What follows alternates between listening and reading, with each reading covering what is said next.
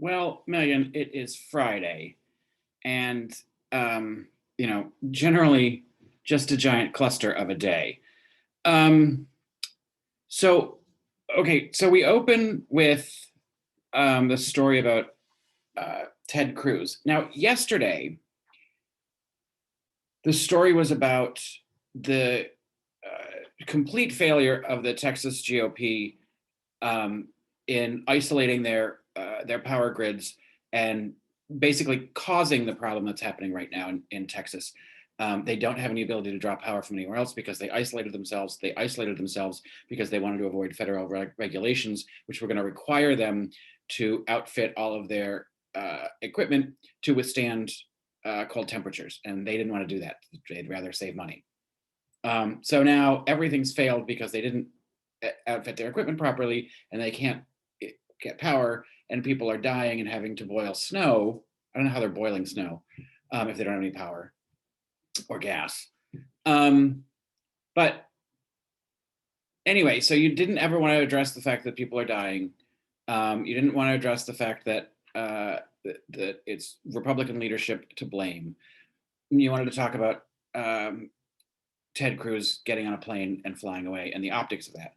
Today, that's the topic. And instead, you want to do some whataboutism, saying, sure, it's easy to dump on Ted Cruz because everybody hates him. And that was a stupid move. But what about Andrew Cuomo? Why aren't we, why isn't his scandal more in the news? Which is so ridiculous because it's already been announced that that's a topic on your show today. So it is in the news, and it's not a story that ever went away.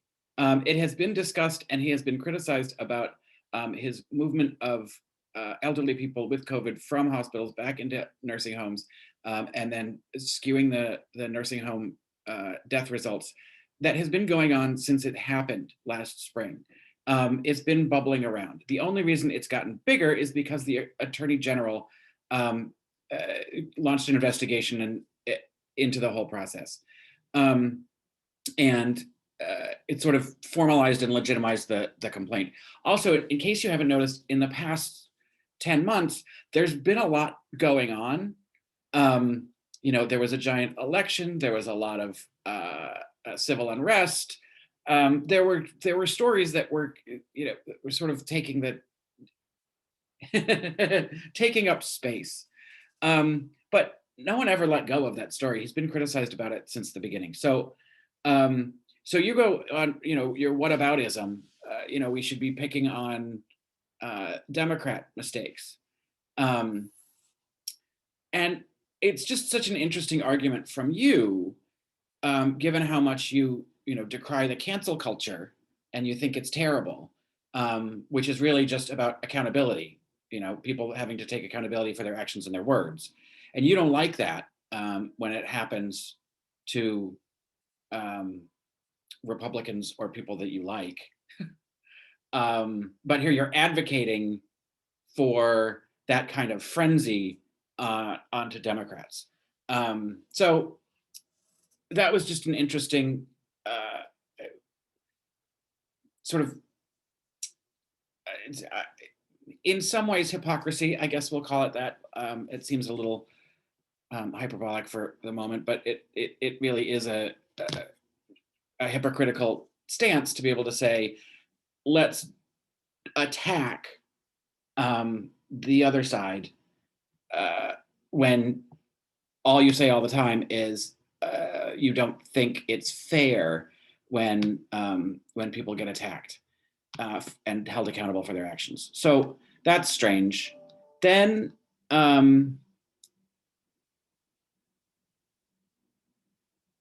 we did the whole thing with Cuomo and the representative from Queens who he threatened. And we talked about, in between we talked about Nikki Haley. That's where it was. And you don't like her. You think she's a flip-flopper and an opportunist. An opportunist. I don't know, is there something you recognized in her? And you said you either have to be all for Trump or an anti-Trump, which also you are constantly talking and trying to advocate for nuance. And here you're saying there is no nuance. It has to be one way or another.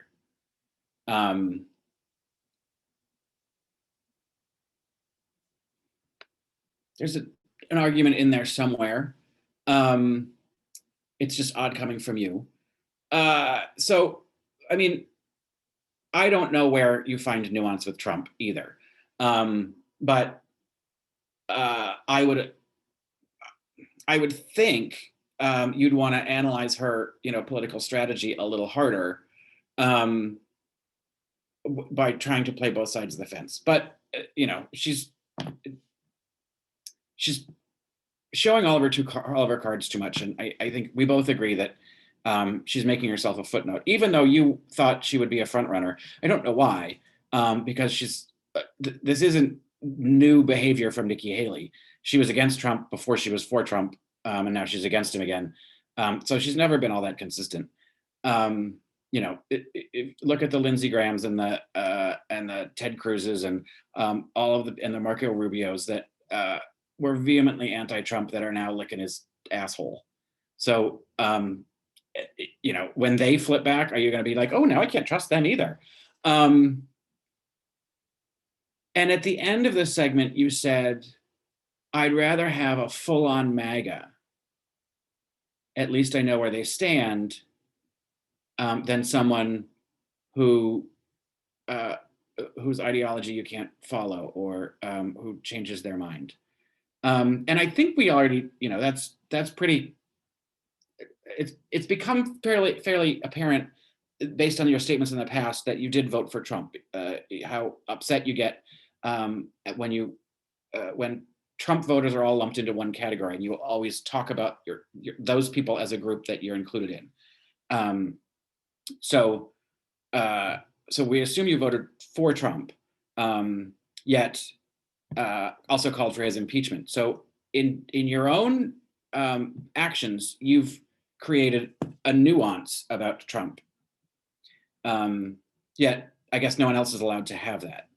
I don't know, maybe you'd take your vote back if you could. But he wasn't a different person today than he was on November 3rd. So or even in October, whenever you may have voted, if you voted early. But anyway,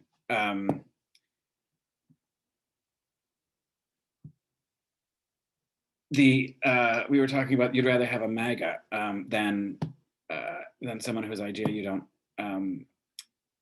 you can't follow. So what you're saying then, we've established you probably voted for Trump, is that if it were Marjorie Taylor Greene, who is a total MAGA and QAnon loony, that you would vote for her. You would rather have her running for president, which is an interesting argument to make. And we'll see how you feel about that if she runs, because she's very, driven by lunacy, but she seems to have a lot of big ideas for herself. Anyway, it just seemed to be a day where you talked a little bit out of both sides of your mouth. We also learned that you don't have a dog or any pets at all at home, and that your husband was attracted to you about the way you could carry a shotgun. So, I mean, based on this disaster, you're sort of putting yourself in a category of that gun-toting trailer kind of hillbilly.